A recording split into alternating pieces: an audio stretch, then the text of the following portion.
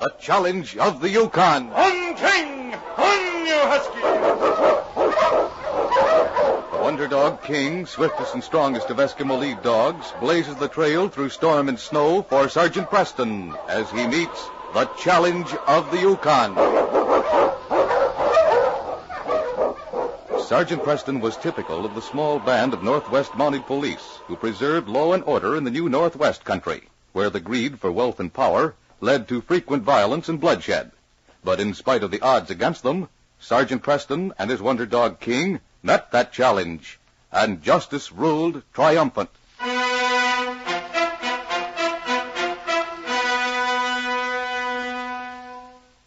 Sergeant Preston of the Northwest Mounted Police was making his usual patrol from Dawson to Selkirk. With him was Andy Carruthers, a trapper who lived between the two towns.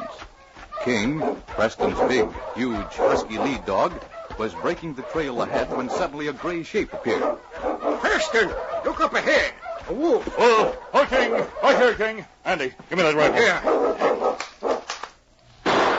You got him. Lie down, King. Stay right here, boy. Don't move. That's the first time I ever saw a timber wolf try to attack a dog team. It wouldn't unless something were wrong with it, Andy.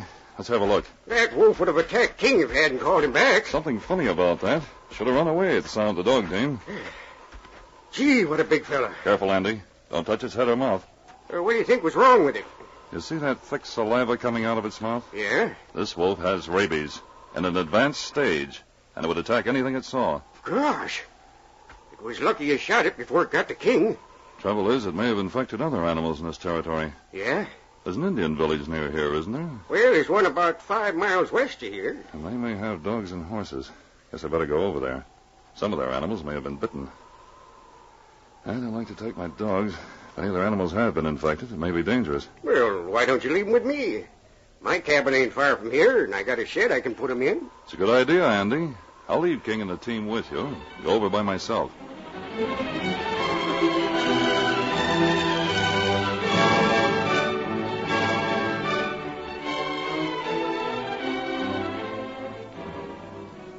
About a mile the other side of the Indian village, toward which Preston was traveling, 2 men were filling bottles in a small cabin.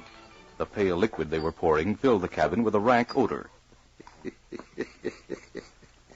How them redskins can drink this stuff is more than I can figure. They love it. It's enough to take the inside off a steel boiler. What do we care? As long as they're willing to trade good furs for it, we don't have to worry about what it's doing to them. I'll be glad when we get enough furs to pull out of here. I'm sick of making this. Heck, we ain't even started. We're staying here a long time. Why, this is the best trapping territory in 100 miles. Those fox skin they're bringing in are worth a fortune. As long as we don't tangle with the law. Oh, there's no danger of that. This village ain't near a town, and the Indians have always been peaceful. We're far off the trail, too. Has Redbird got back from his trapping yet? Yeah. Brought in that last batch of furs today while you were away. 6 of the finest pelts you ever saw. Given to me for 2 bottles. Redbird's our best customer since he learned to drink. He's sure a good trapper.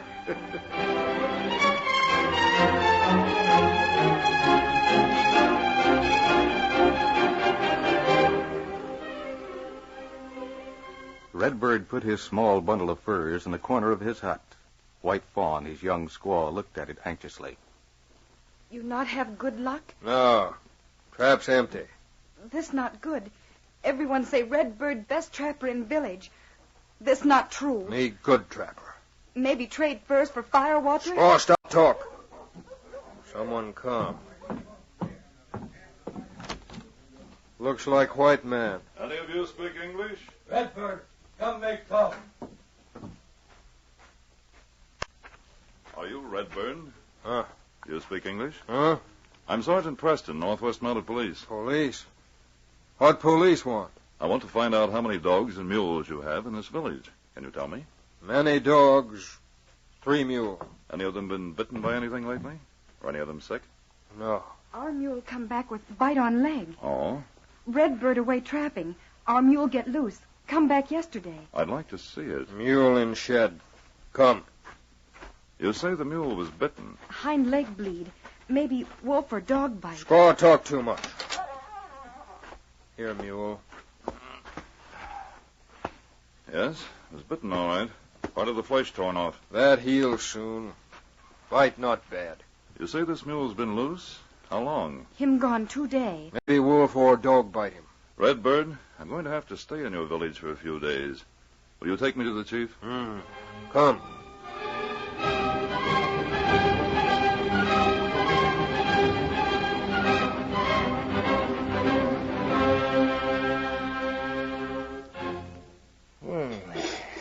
Breakfast tasted good. Well, we better get out to the still and get to work. Not many hours of daylight this time of year. Yeah, I guess you're right. Hand me that parka, will you? I swear, you get lazier every day. And I ain't too lazy to have good ideas. Hey, here comes Redbird. I wonder what he wants. Ain't had time to drink up all that tarantula juice he bought yesterday. Hello, Redbird. Come on in. You want more fire water? No, me want talk. White man come to village. A white man? When? Yesterday. Who is he? Him say him police. Police? Did he say anything about the fire water? Him not know. Him say him come look at animals. Look at animals? Sounds crazy, Nick. We better vamoose fast. Him make talk with chief. Him say maybe him shoot Redbird's mule.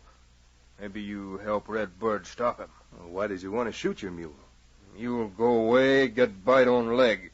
Leg not hurt bad. Him say mule get sick, must shoot. Him say mad wolf bite mule. Oh, he ain't after us, Nick.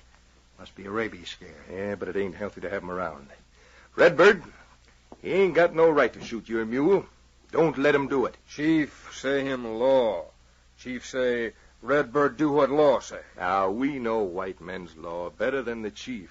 Well, you need that mule. They cost many furs. Me know. Me trade furs for firewater. Any other animals in the village he wants to shoot? Dog of Kula, him sick. Police say him watch dog 2-3 day, maybe shoot. Kula not like. Nick, maybe we better Quiet. get out. Well, if I were you, I wouldn't stand for it, Redbird. Why don't you and Kula get rid of him, What you mean? Well, he's all alone, ain't he? Him sleep in tent. You've got a good knife.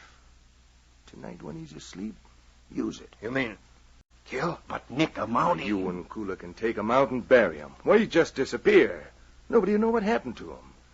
Then you won't have to shoot your mule. Me no like kill white man. Maybe more white man come. We'll talk to him if they do. We'll say no white man was here. Oh, you see, we got a mule, too.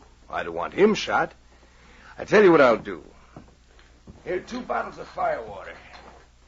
I'll give them to you if you get this white man out of the way. You give firewater? Yep. And you don't have to give me any furs for it. Me ask Kula. You better do it tonight. He might shoot your mule tomorrow. And it'll be too late. Maybe.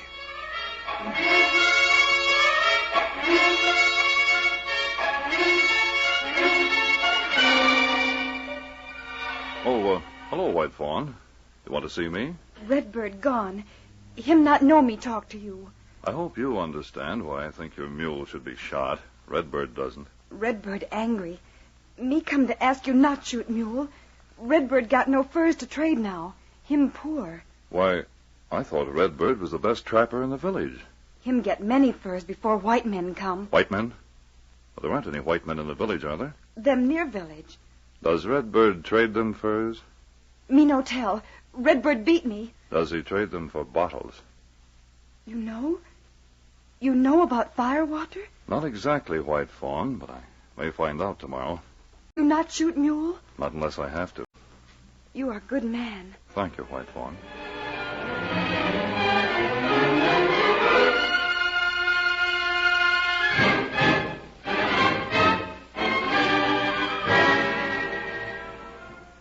Darkness had fallen over the Yukon, and King, Preston's big lead dog, paced back and forth in Andy Carruthers' small cabin. Well, poor old fella. You're lonesome for your master, ain't you? Wished I could explain to you that's for your own good he's making you stay here. Now, come on. I'll put this rope on your collar, take you outside for a while. You're going to have to quiet down. It's way past my bedtime, but I can't sleep with you whining and scratching to get out all the time. Come on, Will. Hey, come back here. King! Condescending pulled that rope right out of my hand. Here, King, come back here. It's gone. Preston's going to take my head off for letting him get away. Well, ain't nothing I can do about it.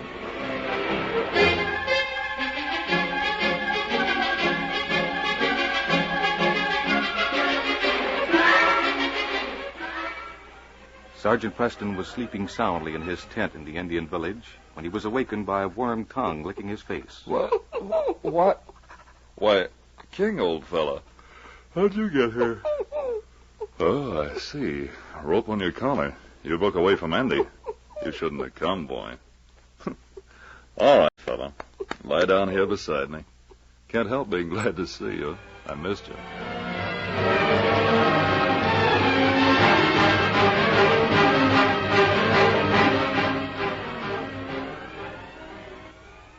Everything was dark and silent in the Indian village. The wind had died down and the trees stood motionless. Beneath their shadows, two figures stole silently toward Sergeant Preston's tent on moccasined feet. As they neared the tent, one of them drew a long knife, as the other silently pulled back the flap of the tent. Then suddenly a gray form hurtled through the air. Take dog away! Help! Take dog! Ow! King! What is it? All right, fella. Good boy. Guard him, King. Don't move, whoever you are. Now, that dog will tear you to pieces. Well, it's Redbird. Guess I'd better take that knife. All right, King, off him, boy. Get up, Redbird. I'm going to tie you and keep you here until morning.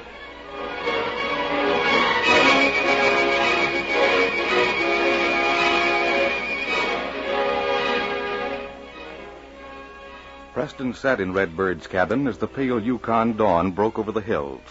Redbird sat stolidly before him as Preston talked to him kindly. I know you're not a bad Indian, Redbird.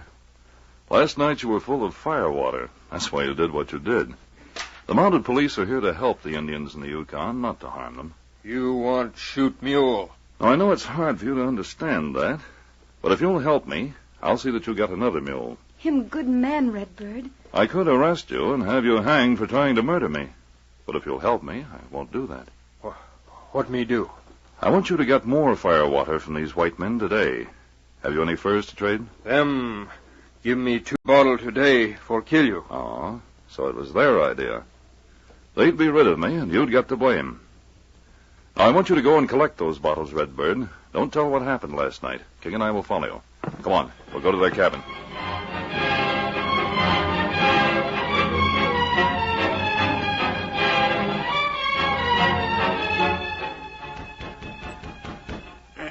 Gosh, guess Redbird ain't wasting any time collecting.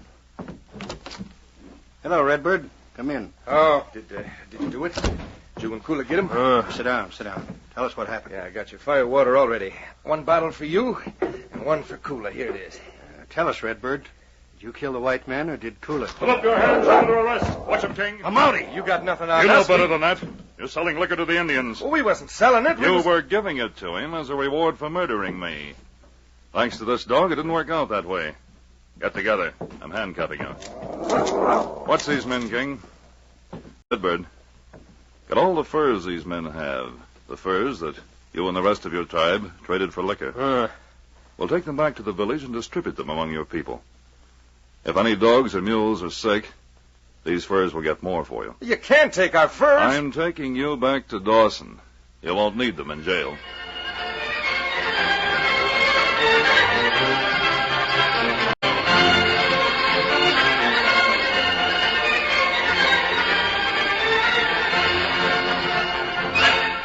These copyrighted dramas originate in the studios of WXYZ Detroit, and all characters, names, places, and incidents used are fictitious. They are sent to you each week at this same time. This is Hugh Holder speaking. This is the Michigan Radio Network.